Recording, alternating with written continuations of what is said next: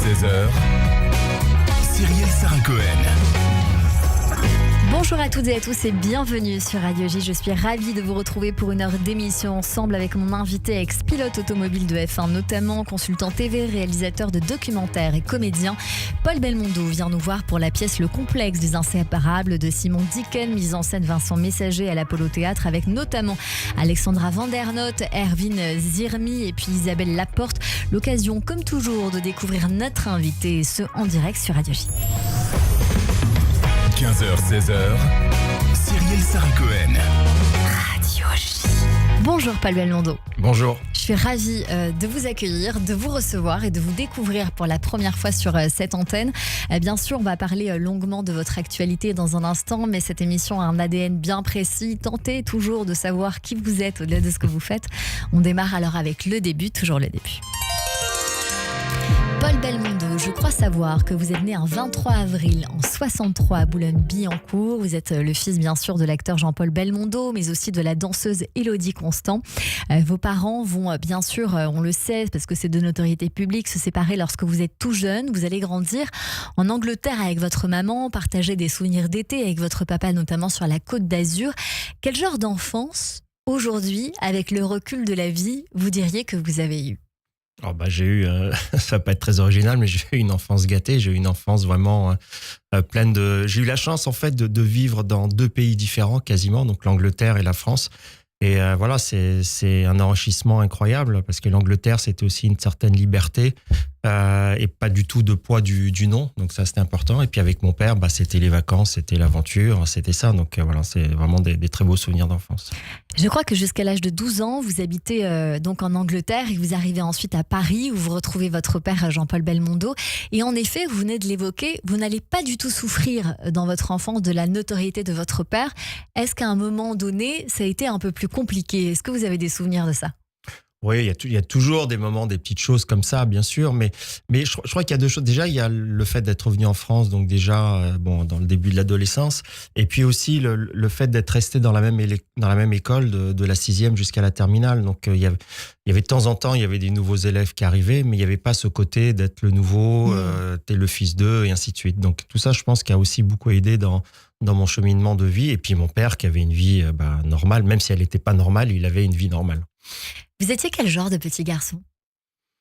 Comment j'étais j'étais un peu turbulent quand même, bien sûr, mais bon, je faisais pas des grosses bêtises. J'étais pas très travailleur non plus, mais j'avais la chance d'avoir un père qui s'en foutait un petit peu, et ma mère aussi. Donc voilà, non, je me laissais couler une vie assez tranquille. Mais voilà, je suis resté aussi. J'ai les mêmes amis depuis l'âge, quasiment depuis cette époque-là d'ailleurs, entre 13 et 15 ans. Et mon cercle d'amis est quasiment le même. Donc une certaine fidélité aussi dans l'amitié. Oui. Vous êtes passionné de sport automobile depuis tout petit, je crois. Comment est arrivée cette passion ? Je pense qu'elle vient avec plusieurs facteurs. Je pense qu'il y a déjà mon père, l'éducation que j'ai eue avec lui, qui aimait beaucoup le sport, donc cet esprit sportif. On sait qu'il faisait ses cascades lui-même, voilà, donc peut-être vous avez vu ça aussi enfant. Oui, et puis en même temps, il m'a fait faire beaucoup de sport. Genre que j'ai du tennis, du ski nautique, du foot, du vélo. Enfin, je faisais tout avec lui, de la boxe. Voilà. Et puis, il m'a appris à conduire très, très jeune aussi, parce qu'à l'âge de 10 ans, je savais conduire. Et en même temps, ma mère, en Angleterre, l'homme qui partageait sa vie, c'était Hugh Hudson, et qui a fait Greystock et Les Chariots de Feu comme réalisateur. Mais avant ça, il a fait un documentaire sur Fangio. Donc, très jeune, j'ai découvert le monde de l'automobile à travers lui et à travers ce documentaire. Donc, je crois que tout ça a forgé le fait que ma passion est venue comme ça.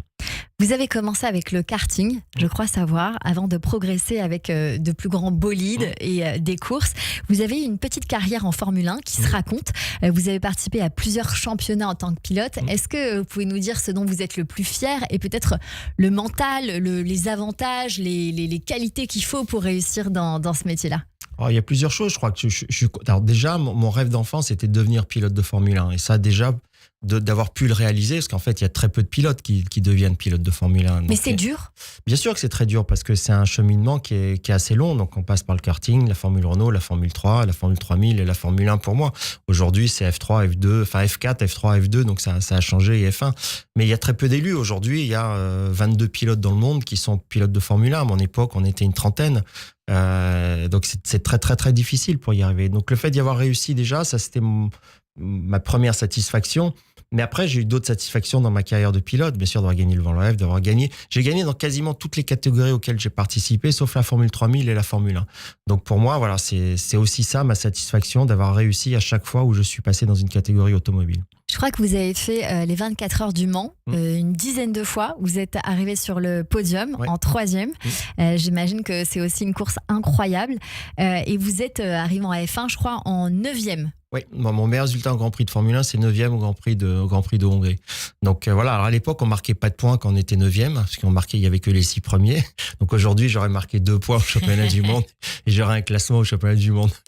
Ça vous manque un petit peu, Paul Belmondo? Non, ça me manque pas. J'aime la course, ça reste une passion. C'est sûr que j'aurais aimé que ça se déroule mieux que la manière dont ça s'est passé, mais c'est la vie. J'ai eu la chance, j'ai décidé de monter dans le train. C'était pas le meilleur train pour réussir en Formule 1, mais je l'ai fait. Et après, je me dis, ouais, mais en même temps, je regarde tous ces passionnés, tous ces gens qui aiment l'automobile, plein de pilotes que je connais qui n'ont jamais pu faire de la Formule 1. Mais voilà, moi, j'ai été pilote de Formule 1. Comme on est athlète olympique, voilà, quelqu'un qui a fait les Jeux, tout le monde ne fait pas les Jeux Olympiques, voilà, et tout le monde n'est pas pilote de Formule 1. Vous avez fondé votre propre écurie de voitures de course, le Paul Belmondo Racing. Vous êtes devenu aussi consultant, commentateur de course, notamment sur diverses chaînes françaises comme Infosport, Direct 8, Eurosport, Canal+, ou l'Équipe. Est-ce que vous commentez toujours? Alors, je commente toujours juste pour Eurosport. En fait, je fais juste l'endurance, parce que c'est pas beaucoup de courses dans l'année, donc je vais faire 4 courses avec eux cette année, dont les 24 heures du Mans. Donc voilà, donc j'ai juste gardé ça. Tout le reste, j'ai arrêté. La Formule 1, j'ai arrêté parce que justement, ça fait quand même très longtemps que j'ai fait de la F1. Et voilà. Alors que l'endurance, j'ai quand même couru 10 années plus tard que la F1. Je pense à Alexandre Delperrier avec qui vous avez commenté, qui était à votre place il n'y a pas si longtemps. Cette passion, elle va aussi vous amener à devenir rédacteur en chef de Car Life Magazine, un magazine bimestriel. En parallèle, il faut le dire, aujourd'hui vous êtes devenu acteur, mais vous l'avez toujours été finalement, on va y venir. D'abord, est-ce que... J'ai envie de forcément vous poser cette question que tout le monde doit vous poser. Est-ce que votre père vous a incité à faire ce métier, ou c'est peut-être dû à une observation d'enfance et d'une évidence pour vous de suivre ces pas-là, parce qu'on voit que dans votre dans votre famille, cette carrière artistique, elle se perpétue comme ça? Je pense que c'est les deux, en fait. Quand j'étais enfant, j'ai été sur les plateaux de cinéma très jeune, en permanence avec mon père, sur énormément de films. Mon père voulait que je sois comédien, parce qu'il me le disait régulièrement, mais il m'a laissé faire ce que je voulais faire. C'est-à-dire que je voulais être pilote, il m'a laissé être pilote. Mais régulièrement, il me disait, bon, quand est-ce que tu arrêtes tes conneries et que tu deviens comédien? Donc voilà, donc j'ai commencé, j'étais assistant à la mise en scène, j'ai travaillé sur des films, et j'avais ça derrière ma tête pendant très longtemps. Alors il m'a fait faire, j'ai tourné avec lui dans Les Misérables, j'ai tourné avec lui dans L'Itinéraire d'un enfant gâté. Je pense qu'il essayait de m'attirer vers ça de nouveau. Mais c'était trop tôt pour moi. J'avais ma carrière de pilote, c'est ce que je voulais faire. Et le jour où j'ai décidé d'arrêter de courir, je me suis dit, voilà, maintenant, je vais me tourner vers le métier de comédien et je vais essayer de faire ça. Oui.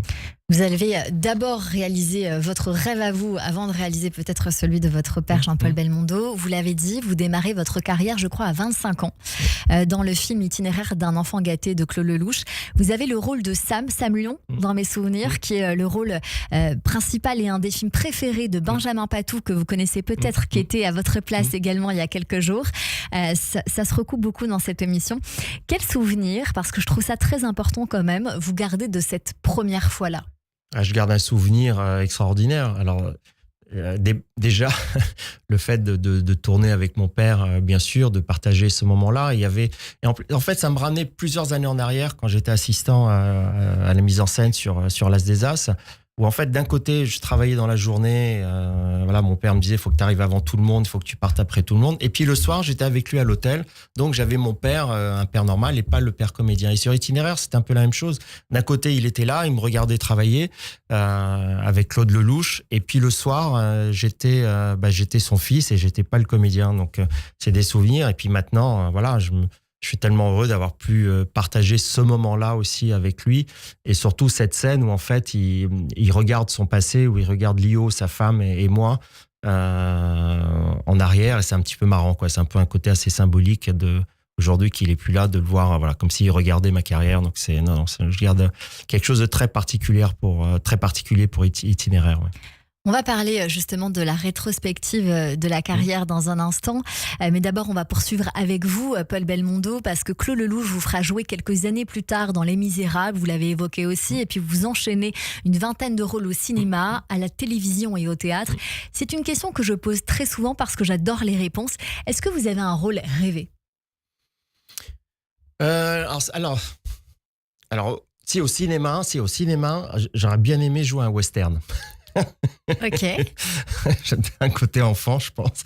Mais ça, j'aurais bien aimé. Je crois que c'est quelque chose, ça m'aurait amusé de faire ça. Après, au théâtre, non, j'ai pas de rôle vraiment. Si, j'aimerais bien jouer une pièce plus sérieuse un jour, parce qu'on me propose surtout des comédies. Mais j'aimerais bien avoir l'occasion de jouer une pièce plus dramatique. Ça me plairait bien, oui. En tout cas, c'est lancé. Au théâtre, on a pu vous voir une première fois avec la pièce Traitement de choc à Avignon. D'autres, comme Un oreiller ou trois, Plus vrai que nature, Ménage à trois. Vous jouez très souvent avec Delphine Depardieu, j'ai remarqué. On vous verra notamment dans Boing Boing de Marc Camoletti, Papas de Nadège Mézia, mise en scène Christian Vadim notamment, et Complètement Space de Willy Liechti et Marie-Laure Descoureau, avec Sandrine Quétier notamment, qui était à votre place il y a quelques jours. Paul Belmondo, aujourd'hui, vous venez nous voir pour la pièce qui s'intitule Le complexe des inséparables. Le sujet est passionnant, on va y venir, de Simon Dicken, mise en scène Vincent Messager à l'Apollo Théâtre, avec notamment Alexandra Vandernoot, que j'embrasse, Erwin Zirmi et puis Isabelle Laporte.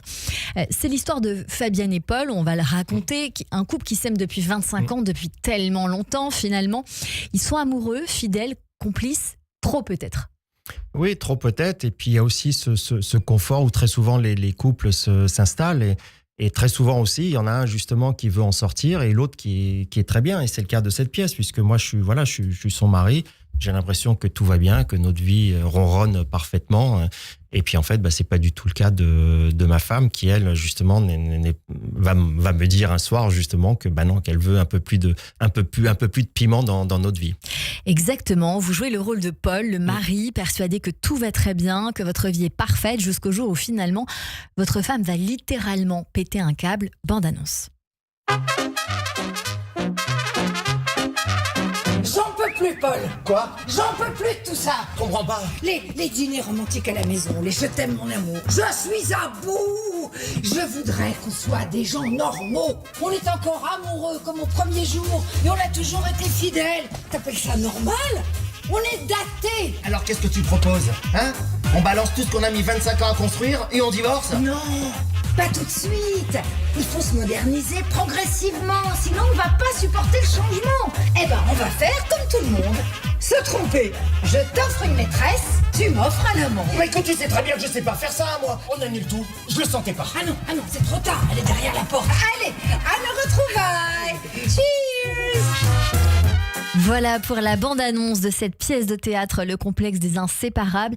La pièce démarre avec donc Fabienne, votre femme qui est un petit peu en dépression, on va dire ça comme ça. Elle tricote parce que on sent qu'elle est en détresse sociale. J'ai trouvé ça très amusant. Elle dit « Je voulais seulement que tout le monde m'aime ».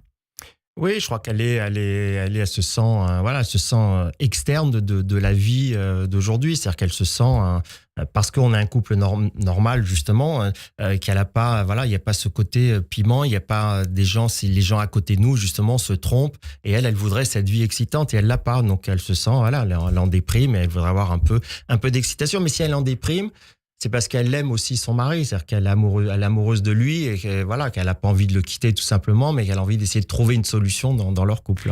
Dans cette solution, elle va commencer d'abord par dire comment on a pu en arriver là, comment ça peut si bien se passer finalement à l'heure où tout le monde essaye quelque part de rafistoler son couple. Elle essaye quelque part de peut-être mettre un peu de peps, un peu de changement, mais surtout, elle a un rêve, votre femme, Fabienne, jouée par Alexandra Vandernoot, c'est qu'on l'invite à Marrakech. Et vous avez plusieurs bandes d'amis, ils partent tous ensemble, il y a 10 places dans une maison, et donc 8 seulement y vont, et donc elle se dit comment je vais faire pour pouvoir être invitée. Et donc, on démarre avec ça et puis on rétropédale dans votre pièce 2 mois plus tôt où finalement elle se dit qu'on va changer des choses dans notre vie. Elle décide que vous allez vous trouver des amants et vous allez choisir vos amants respectifs. C'est quand même tout à fait original. Enfin, elle va les choisir parce que Oui. moi, du coup, Oui, vous suivez. moi, je la suis par amour. Donc, c'est elle qui va décider qui va être nos amants. Donc, elle va choisir justement 2 personnes où elle se dit voilà, c'est le couple, enfin, c'est les personnes idéales puisqu'ils trompent respectivement leur conjoint. Donc, ils accepteront forcément de faire affaire avec nous. Et moi, je vais la suivre. Donc, voilà. Donc, c'est vrai que jusqu'où on est prêt à aller par amour pour quelqu'un. Donc, c'est ça qui est drôle. Mais bien sûr, c'est une comédie. Hein. On n'est pas dans un côté sérieux. Bien sûr, et on le voit de toutes les façons. Elle va dire on est un couple daté, on est devenu une anomalie sociale, on est désocialisé. À force d'être parfaitement assortis, ils vont finir par devenir ce qu'elle appelle donc cette anomalie. Plus personne ne les invite, leurs amis divorcent, se trompent, se réinventent. Et eux, pas du tout. Est-ce que vous pensez que dans la vie, même si là on est totalement dans une comédie, que c'est beaucoup plus courant qu'on ne le pense d'avoir envie aussi, non pas d'autres choses séparément, mais ensemble, même si vous jouez le jeu, vous allez y aller, est-ce que c'est plus courant qu'on ne le pense ? Je ne sais pas si c'est plus courant, mais c'est vrai que souvent... donner cet espace de liberté, si je puis dire. Non, mais je vais prendre un petit peu un exemple d'enfance. La chef de Monsieur Séguin, on a toujours l'impression que l'herbe est plus verte à côté. C'est-à-dire qu'on a l'impression que les choses sont plus excitantes, plus amusantes à côté et pas chez soi. Donc, on a envie d'aller justement de cette prairie et de voir ça et de partager ça. Et on n'y est pas invité. Donc, en fait, elle, c'est ça. C'est qu'elle a envie d'aller justement à Marrakech, d'aller avec eux. Les autres ne les invitent pas parce que justement, c'est un couple plan-plan. Peut-être qu'ils rigolent moins, ils sont pas très excitants. Et on a envie, voilà, comme il y en a qui font la fête, il y en a qui font du sport, donc on invite plus ceux qui font du sport ou plus qui font de la fête, suivant les affinités. Et c'est un petit peu ça, donc elle a envie de rentrer dans ce cercle-là. On va voir que cela va forcément donner lieu à une série de péripéties, de catastrophes, parce que je ne sais pas ce qu'on a le droit de dire, Paul Belmondo, mais rien ne va se passer comme prévu. Il ne faut pas trop révéler, mais oui, non, bien sûr que tout ne va pas se passer comme prévu, comme souvent dans les comédies. Et ce qu'on croit, enfin, ce qu'elle imagine qui va filer tranquillement, en fait, ça va pas être du tout le cas. Et c'est ça qui est drôle aussi, parce que justement, tout va partir de travers, forcément. À commencer par le couple choisi. Exactement. Je ne vais pas aller plus loin parce que sinon on va tout dire. Mais en effet, le couple choisi est tout sauf le bon couple choisi.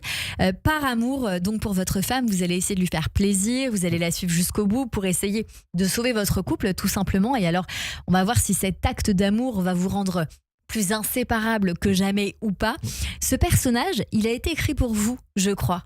Paul Belmondo. Je ne sais pas s'il a été écrit pour moi, mais en tout cas, je m'y amuse, moi. En tout cas, c'est quelque chose que j'aime faire, justement, ce côté de forcer cette personne qui veut essayer de faire des choses qui ne sont pas faites pour lui, en fait, parce qu'il doit draguer alors qu'il l'est pas. C'est quelqu'un de calme, il va être dans de l'exagération en permanence dans tout ce qu'il fait. Et donc, il n'est pas juste. Donc, c'est assez drôle. Et avec Isabelle Porte, c'est vrai qu'on a des scènes où je rigole énormément avec elle parce que justement il veut la séduire et voilà, et le jeu va lui échapper aussi à ce moment-là. Est-ce que quelque part vous direz que ce personnage vous ressemble à certains petits endroits?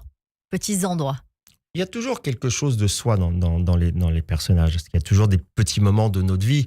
Alors, bien sûr, je vais pas dire que je suis pas antiquaire, mais c'est vrai qu'il y a un côté très souvent où on peut se laisser emmener, d'être un peu plan-plan ou pas forcément faire les efforts qu'il faut dans sa vie, ou au contraire d'un seul coup partir sur quelque chose et partir complètement en délire. Donc oui, il y a des petites choses de lui dedans, oui, bien sûr. En parallèle, dans cette pièce de théâtre, il y a aussi, il faut le dire, une critique très forte de la société moderne, des réseaux sociaux où tout le monde s'influence, s'efface aussi peut-être par ce biais-là. Le parti pris ici, c'est l'image du couple. Qu'est-ce qui marche ou pas sur les réseaux sociaux? Et vous faites un monologue sur la vraie vie que je trouve très intéressant. Qu'est-ce que vous pensez, vous, Paul Belmondo, de cette génération? Mais je trouve justement ce monologue, il est intéressant. Alors surtout à l'âge que j'ai aujourd'hui, c'est-à-dire que de dire ça, en fait, c'est un regard sur la société avec le regard d'un homme de 60 ans et pas des jeunes de 20 ans qui forcément n'ont pas le même regard que nous. Mais c'est vrai que les réseaux, on le voit régulièrement et que ça soit des fois drôle et des fois dramatique, peuvent justement créer des situations terribles. Ça échappe aux gens. Et ça peut créer des drames. Et c'est ça qui est intéressant dans cette pièce, c'est qu'elle remet en cause justement cette partie-là de la vie et comment tout doucement, et qu'on entend aujourd'hui avec l'IA ce qui va arriver, c'est comme assez inquiétant. On a l'impression qu'on est en train de perdre le fil du contrôle de l'humain. Exactement, une comédie de mœurs féroces, rythmée, actuelle, où on rit beaucoup, il faut le dire, qui se moque aussi des normes sociales autour du couple, de la fidélité et de l'apparence du bonheur. La pièce s'intitule Le complexe des inséparables de Simon Dicken, mise en scène Vincent Messager. C'est à l'Apollo Théâtre depuis le 16 mai jusqu'au 21 septembre, donc jusqu'à la rentrée. C'est les samedis à 16h30, les dimanches à 14h30 et les lundis de temps en temps à 19h. J'ai très envie de vous poser cette question. Votre fils Victor est devenu acteur, je trouve formidable, je voulais vous le dire. Je suis d'accord avec vous. Oui, est-ce que vous auriez peut-être aussi envie de jouer ensemble à un moment donné, ou de faire une pièce, ou de faire un film ensemble ? J'aimerais, bien sûr, que c'est quelque chose que j'aimerais, mais voilà, il a son chemin à faire aujourd'hui. Il fait son chemin, il fait ses choix, c'est très important. Il fait des très bons choix d'ailleurs. J'espère qu'un jour il y aura un projet. Mais s'il y a un projet qui vient, il faut que ça soit un vrai projet. Il faut que ça soit une vraie envie. Il faut que ça soit quelque chose et pas juste de se dire je vais jouer avec mon père ou je vais jouer avec mon fils. Il faut que ça soit une histoire qui corresponde. Mais j'espère que ça se fera, mais bon, ça va pas se faire tout de suite parce que déjà, il a pas mal de boulot devant lui. Moi aussi. Alors moi, au théâtre, lui, cinéma, télé. Mais j'espère qu'un jour, on arrivera et que ça sera pas trop tard. J'espère que ça se fera, oui. Mais oui, ça se fera. En attendant, je voulais revenir avec vous sur cette autre actualité. La Cinémathèque rue de Bercy, Paris 12e, prépare une rétrospective sur votre père, Jean-Paul, intitulée Belmondo le Magnifique, qui, dans une grande exposition présentée à l'automne prochain, je crois du 7 octobre jusqu'au 31 janvier 2027, va être assez formidable. J'ai envie que vous nous expliquiez ce qu'on va pouvoir y trouver, parce que ça a l'air vraiment super. Non, ça va être une très belle exposition. Ça fait depuis 2 ans qu'on est dessus. Donc, ils l'ont annoncé là seulement à Cannes, mais ça fait 2 ans qu'on travaille dessus. Et voilà, donc ça va être d'abord, bien sûr, sur pas mal d'objets inédits qu'on pourra voir. Bien sûr, beaucoup de photos, beaucoup de rétrospectives de ce côté-là sur sa vie. Un catalogue qui va être très intéressant, ou pareil, qui va revenir énormément sur sa carrière. Des films qui vont être projetés, avec également des conférences qui seront faites à chaque fois. Donc voilà, donc ça va être un événement qui va être très beau pour tous ceux qui aimaient bien sûr mon père et qui aiment cette époque-là du cinéma. Et puis que ça soit à la Cinémathèque aussi, je trouve que c'est très intéressant parce que voilà, ça représente tellement ce que mon père a été. C'est-à-dire que d'un côté, c'était quelqu'un de très populaire, et puis de l'autre côté, il a sa carrière avec des films plus sérieux, avec Godard, et le fait que ça soit là. Et puis, il faut pas oublier, petit clin d'œil, c'est que la rue Paul Belmondo est au coin de la Cinémathèque. Donc, mon grand-père, donc voilà, donc c'est un signe, et je pense qu'il aurait été très content que ça soit là et justement à côté de la rue de son père. Godard, vous faites notamment allusion sans doute au film à bout de souffle, notamment. Jean-Paul, il a tourné dans plus de 80 films. J'ai envie de savoir quel est votre film préféré et pourquoi. Lequel il faut absolument voir pour vous? Alors, j'en ai pas un, parce que je crois que ce serait d'abord sur ce que je viens de dire, c'est qu'il a justement une carrière qui a évolué au fur et à mesure, donc il a plusieurs périodes. Et moi, justement, voilà, il y a plusieurs films que j'aime, mais bien sûr, j'aime beaucoup À bout de souffle, j'aime beaucoup Itinéraire d'un enfant gâté, j'aime énormément le Magnifique, mais je l'aime dans le Doulos aussi, il est incroyable et très romantique dans Cartouche. Donc voilà, je crois qu'il faut aller voir tous ces films, Le Voleur aussi, et même La Sirène du Mississippi, où il joue justement un homme complètement effacé et mené par une femme qui est jouée, qui est très, très, très bien interprétée par Catherine Deneuve. Donc c'est ça qui est bien, c'est que ça va permettre de redécouvrir tous ces films, tous ces différents films qu'il a fait, et on va voir la richesse de sa carrière. Je viendrai, Paul Belmondo, avec un grand plaisir à la Cinémathèque, donc du 7 octobre au 31 janvier 2027, située rue de Bercy, Paris 12e. Vous restez avec nous, on continue cette émission avec Paul Belmondo, venu nous voir pour la pièce Le complexe des inséparables, et on revient juste après le rappel des titres sur Radio J. Radio J. Cyrielle Sarah Cohen.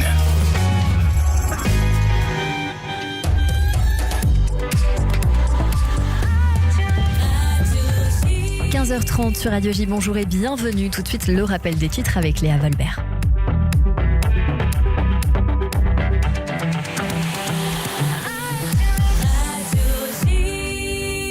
Rebonjour Léa. Rebonjour Cyrielle, bonjour à tous. L'armée israélienne annonce le décès d'un soldat ce matin au sud Liban. Adam Tsarfati, 20 ans, combattant au sein de l'unité d'élite Maglan, a été tué dans la nuit par un drone du Hezbollah près du château de Beaufort au sud du Liban. 3 autres soldats ont été blessés lors de cette attaque, dont un grièvement. Samedi soir, un autre soldat israélien est mort sur le front libanais. Michael Tchoukin, 21 ans, membre de la brigade Givati. Il avait quitté l'Ukraine pour s'installer en Israël avec sa mère en 2020. Dans cette zone, les opérations s'intensifient. 2 roquettes tirées par le Hezbollah depuis le Liban vers le nord d'Israël ont été interceptées par les défenses aériennes israéliennes. L'armée a également abattu un drone présumé du Hezbollah qui se dirigeait vers une zone où opèrent des soldats israéliens dans le sud du Liban. Les sirènes ont retenti ce matin dans la région de Kiryat Shmona. Aucun blessé n'a été signalé. En riposte, Benjamin Netanyahou et le ministre de la Défense Israël Katz ordonnent à Tsahal de frapper des cibles du Hezbollah dans la Dariyeh, la banlieue sud de Beyrouth. Et puis sur le front iranien, les États-Unis annoncent de nouvelles frappes dans le sud du pays au cours du week-end. Selon Washington, ces opérations ont été lancées après la destruction d'un drone américain qui évoluait au-dessus des eaux internationales. Les frappes ont visé des sites radars ainsi que des centres de commandement et de contrôle de drones en Iran. Les gardiens de la révolution, de leur côté, revendiquent une frappe contre une base aérienne américaine en représailles à ces dernières attaques. Selon Téhéran, une base américaine a été visée. L'organisation n'a pas précisé son emplacement, mais il pourrait s'agir d'une base située au Koweït, car le pays signale une nouvelle attaque de missiles visant son territoire. Son système de défense antiaérienne a été activé ce matin. C'est la 2e fois en moins d'une semaine. Jeudi dernier, le Koweït avait déjà signalé une attaque similaire attribuée à l'Iran. Les gardiens de la révolution avaient alors affirmé avoir visé une base américaine en représailles à des frappes sur le territoire iranien. Et merci beaucoup Léa Volbert. On vous retrouve à 16h pour le journal complet. Tout de suite une courte pause et c'est la suite de notre émission avec Paul Belmondo et mes chroniqueurs sur Radio J. Le Club Imo Radio J, Marc Ezrati.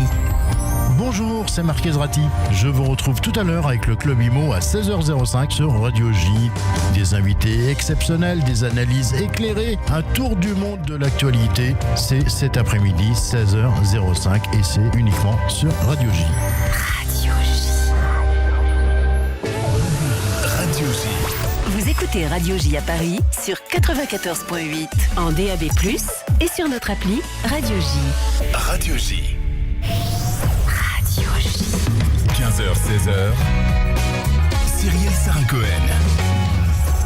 De retour sur l'antenne de Radio J. Merci de passer votre après-midi avec nous jusqu'à 16h avec mon invité aujourd'hui Paul Belmondo, venu nous voir pour la pièce Le Complexe des Inséparables de Simon Dicken, mise en scène Vincent Messager à l'Apollo Théâtre jusqu'au 21 septembre 2026. Tout de suite, je suppose que vous aimez la musique. Paul. Oui, bien sûr. On vous fait découvrir la chronique de Fabien Martin. Radio J. Bonjour Fabien Martin. Bonjour Cyrielle, bonjour tout le monde. Il y a 2 semaines, souvenez-vous, il pleuvait, il faisait froid. On se serait cru à Dunkerque en janvier. Et alors que je parlais de Geray Cortés et de son renouveau du flamenco, musique chaleureuse et torride s'il en est, bim, la température est montée à 32 degrés. Coïncidence ? Je ne crois pas, non. Alors, comme on a envie que ça dure un peu, n'est-ce pas, on va continuer notre périple latino 2026, mais direction l'Argentine cette fois, avec un jeune homme qui s'appelle Brock Carey. Et alors attention, parce que là on va changer d'altitude et je vous conseille d'attacher vos ceintures et de sortir vos masques à oxygène.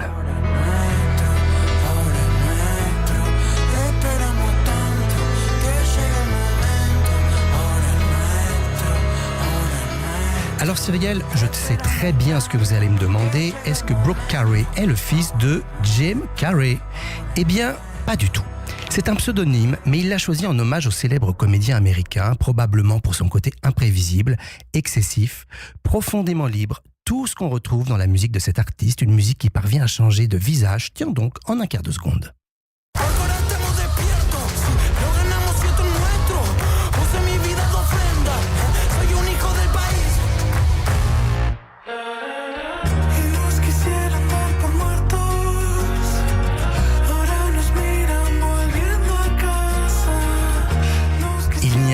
que les voitures qui peuvent être hybrides, vous savez, la musique aussi, et celle de ce jeune Argentin va beaucoup plus loin et plus vite qu'une Toyota Yaris. Ses chansons ont la nervosité d'un moteur à essence et la modernité d'un véhicule électrique. Une belle collision entre passé et futur, entre rap, scène alternative et pur folklore argentin, comme une mémoire souterraine qui remonte à la surface. Bref, c'est d'une audace folle et pourtant aucun média en France ne semble s'y intéresser. Je sais, heureusement qu'on est là.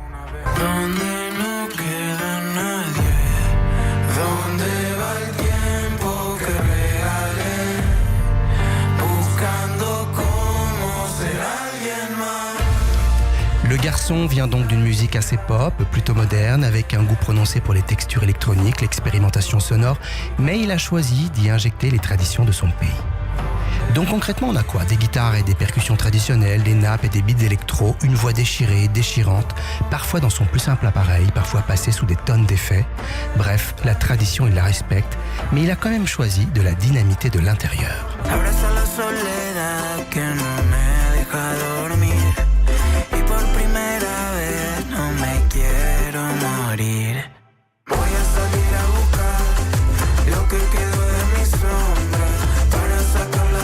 Ce disque lui a pris 3 ans de travail. 3 ans à faire de la prod bien sûr, mais aussi à lire Borges, à essayer de comprendre la société dans laquelle il vit, réfléchir à l'identité de son pays et ne pas juste envoyer une carte postale musicale de plus.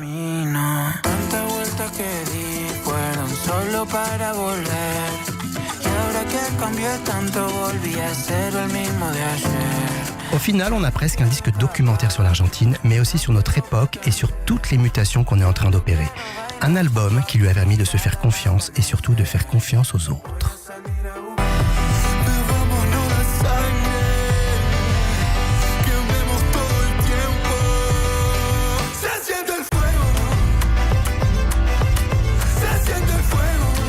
Urgence, créativité, maîtrise. Cet album va vous donner un sacré coup de fouet, va vous donner l'occasion de danser intelligent.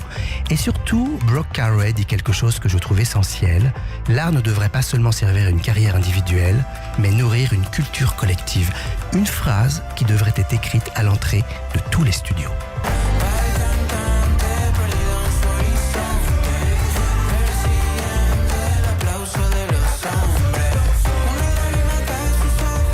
Je dois dire que j'ai pris sur moi pour ne pas vous passer tous les titres, mais c'est un véritable crève-cœur.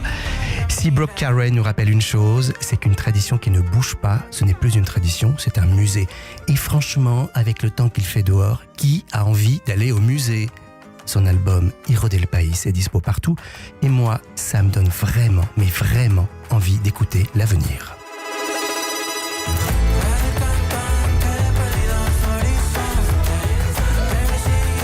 Et merci pour ces belles découvertes, Fabien Martin. Vous mettez du bonheur et du soleil dans nos cœurs. Allez tout de suite, c'est le billet du jour avec Adèle Salomon.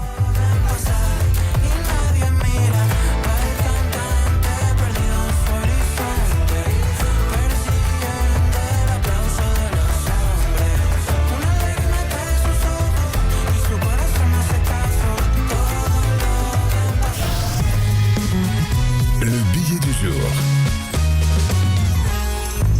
Bonjour Adèle, j'adore le petit pull du jour. D'ailleurs, c'est pas un pull. C'est un petit polo, Un voilà. petit polo magnifique avec une marque qu'on ne citera pas, mais qu'on voit beaucoup sur la 2 en ce moment avec des joueurs de tennis. Exactement, et c'est dans le thème de la chronique. J'adore cette marque, mais je ne regarde pas le tennis.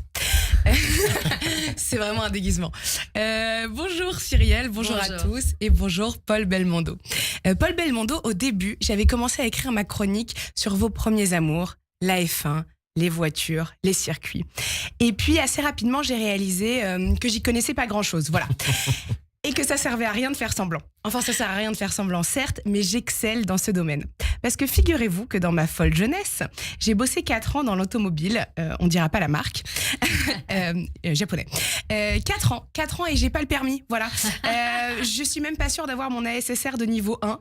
Je suis d'un danger public en Vélib et même à pied, ça m'arrive de tomber sobre, à plat et sans raison, voilà. À ma première réunion, on m'a parlé de jantes. Moi, j'ai entendu jantes, genre jantes masculines, jantes féminines. Et je me suis dit, mais c'est super, une marque qui se lance dans une réflexion sur l'égalité femmes-hommes. Non, c'était donc des jantes alliage 18 pouces. J'ai toujours pas compris ce que c'était, mais ça n'a rien à voir avec un bouquin de Simone de Beauvoir. J'ai aussi bossé dans un magasin de vêtements pour bébés pendant mes études. J'avais aucune idée de ce qu'était une turbulette, une gigoteuse, une grenouillère. Il faut dire que je veux pas d'enfants. Enfin, personne ne veut d'enfants avec moi. Je confonds à chaque fois.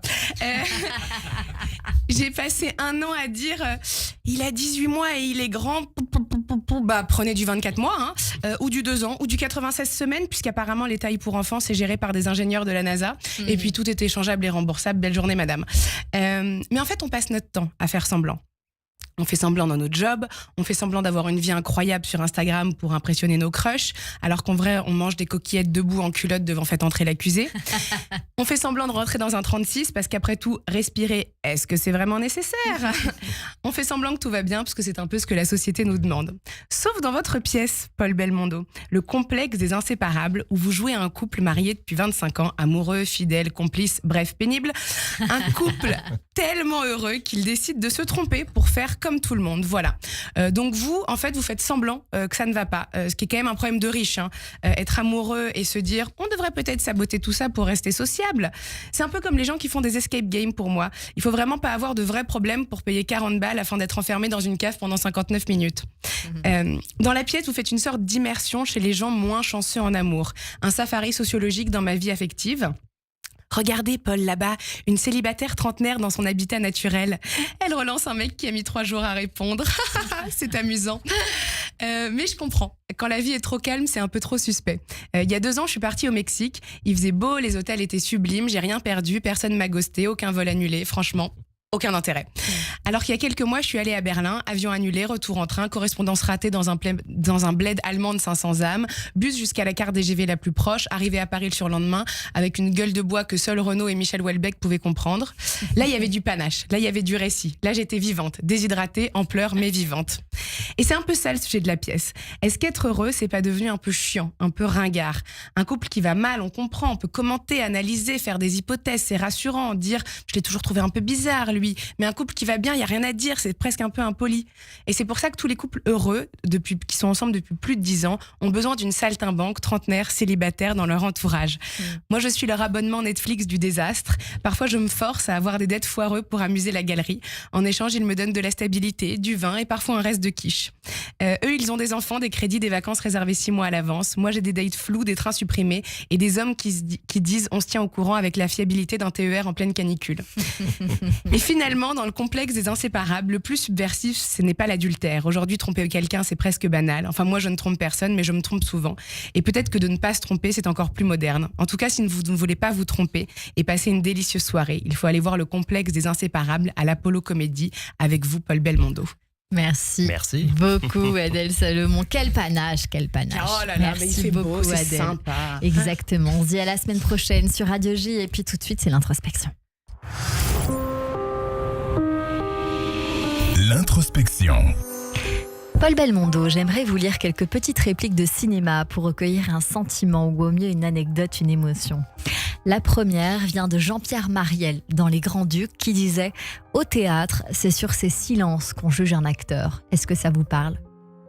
Oui, bien sûr, c'est vrai que le silence fait peur aux comédiens en fait. On a toujours besoin ou envie soit de meubler l'espace, soit de parler justement. Mais c'est vrai que la puissance d'un comédien, il est dans ces silences. Ouais, c'est quelque chose de très juste de Marielle. Ouais. J'aime beaucoup ce film d'ailleurs, Les Grands Ducs.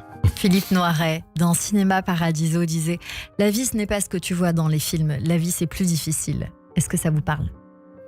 Oui, c'est vrai, mais pas toujours.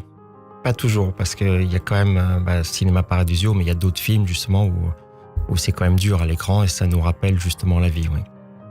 Une autre phrase à présent, vue dans une série télé sur Netflix pour tout dire, qui n'est pas la plus célèbre, on va dire ça comme ça, mais qui est aussi intéressante dans ses phrases. C'est quand on est loin de la personne qu'on aime qu'on apprend beaucoup de choses sur soi. Oui, non, ça c'est très juste, oui. Non, ça c'est... Oui, c'est... Non. Ouais. Il n'y a qu'un bonheur dans la vie, c'est d'aimer et d'être aimé.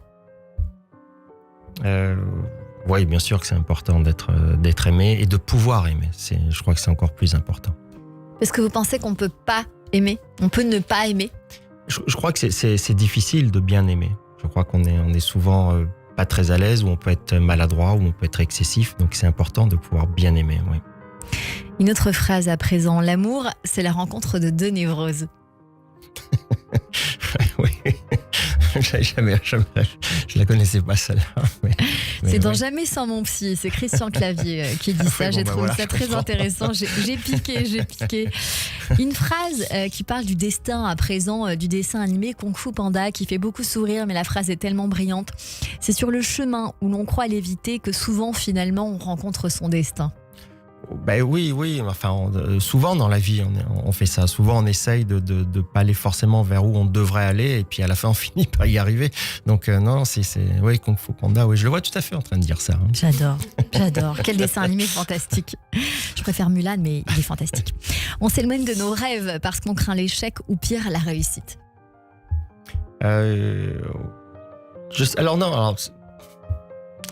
S'éloigner de ses rêves, non, je crois qu'il faut aller vers ses rêves et il faut pas avoir peur de ça, justement. Après, on craint tous la réussite. Je crois qu'à un moment donné, on a envie de réussir, mais on a surtout peur de l'échec, donc on a peur de la réussite. Une autre phrase pour terminer, je pense que je vais finir avec celle-ci, qui est une phrase peut-être un peu spirituelle. Dieu aime les fins heureuses. Si c'est pas heureux, c'est que c'est pas la fin. On vient tâter un peu le côté spiritualité qui est en vous. Est-ce que ça vous parle ou absolument pas, Paul Belmondo ? Non, bien sûr que ça me parle. Bien sûr que ça me parle. C'est vrai que mais je préfère les fins heureuses quand même. Je crois plutôt que je crois à la positivité de la vie. Je crois à ça, et c'est vrai que souvent on s'accroche à Dieu, pas pour les bonnes raisons. Oui.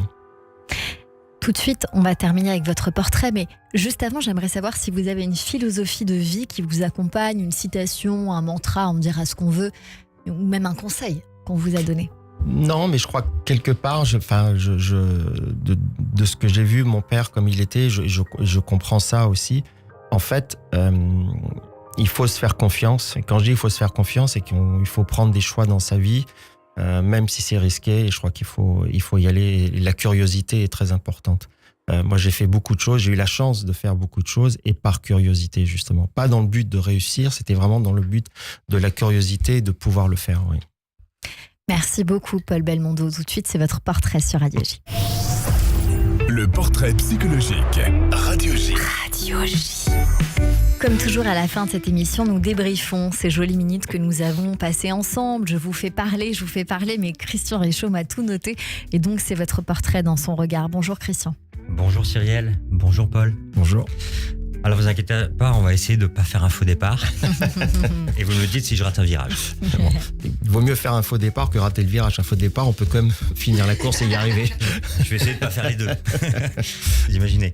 Alors, il y a cet enfant qui est né en région parisienne, juste à côté, et puis qui se retrouve les 12 premières années en Angleterre. Et vous nous l'avez dit, c'est là que je me suis senti libre. Et je n'ai pas eu le poids de ce nom.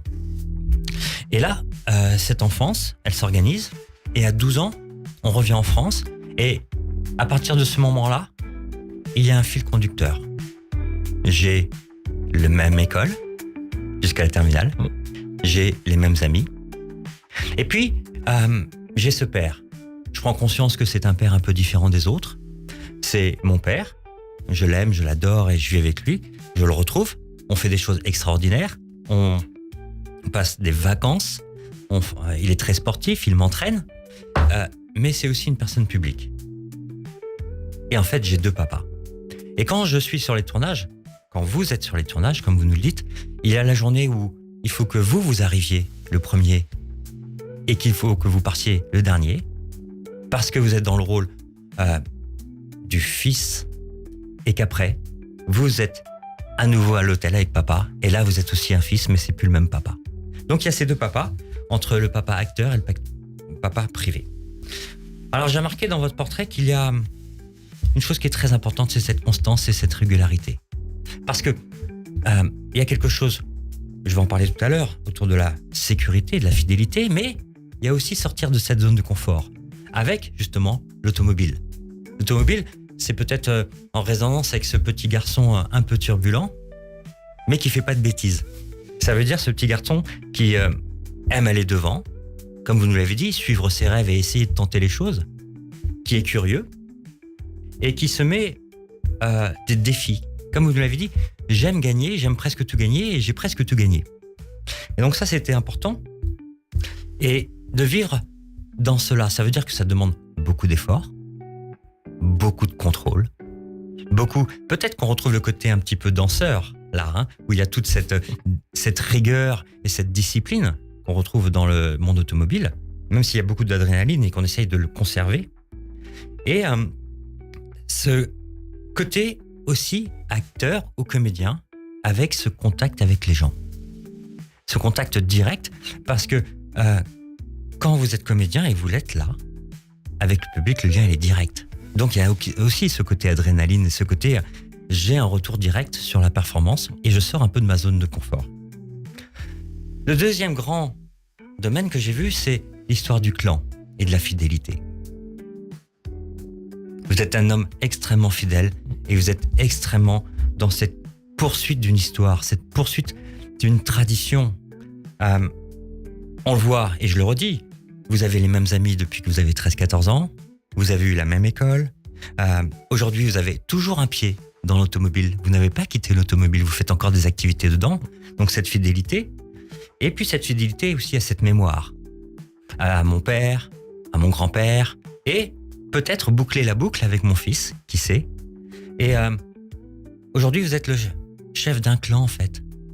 À la fois ça impose, à la fois ça donne une mission et peut-être que c'est difficile. Et puis il y a cette pièce. Il y a cette pièce où vous jouez l'homme fidèle. L'homme qui est dans un couple, ou que tous les autres amis peuvent dire « mais qu'est-ce qu'il est bien cet homme, c'est l'homme idéal, ce couple idéal ». En fait, tous les autres couples dysfonctionnels disent « mais ça, c'est le couple parfait ». Et sauf que le couple parfait, il est emprisonné par sa propre perfection. Ça veut dire qu'il découvre l'ennui. Il voit que les autres couples peuvent être chaotiques et que la normalité devient un problème. Alors on cherche une réponse à cette normalité, on cherche une réponse et pour transgresser cette normalité, on va dans le chaos. Et c'est ça, ce qui était drôle, c'est quand vous dites que vous, dans cette pièce, pour vous, tout va bien et elle, tout va mal. Cette différence de point de vue qui fait que derrière, il y a la recherche d'un piment, la recherche d'être aimé. Et je vais y revenir. Et puis, dans ce rôle de clan, de sécurité, il y a à sortir aussi un peu de ce rôle.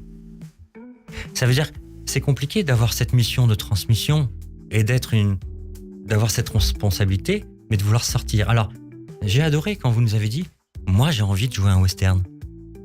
Parce que juste derrière, vous nous avez dit « c'est comme si j'étais un enfant ». C'est sortir de ce rôle, sortir de cette mission que vous avez, ou de jouer un personnage dramatique. Parce que ça pourrait être aussi explorer une facette de votre personnalité. Et ça, c'est aussi un souhait et on doit l'entendre et j'espère que quelqu'un l'entend aujourd'hui. Alors sur Radio J, on a appris de vous que vous pouvez être souriant, vous pouvez être très agréable, mais vous êtes quelqu'un de réservé, quelqu'un qui a beaucoup de pudeur. Vous êtes un passeur d'histoire, qui de son grand-père, son père, et qui espère donner le flambeau à son fils. Mais ce qui était important, vous nous l'avez dit, c'est d'être aimé et de pouvoir aimer. Alors on peut aimer et on veut tous être aimés, même si on est maladroit et même si on commet des erreurs. Parce que derrière, vous nous avez dit un truc important. Vous êtes curieux et vous êtes positif. Alors ça ne devrait pas poser de problème.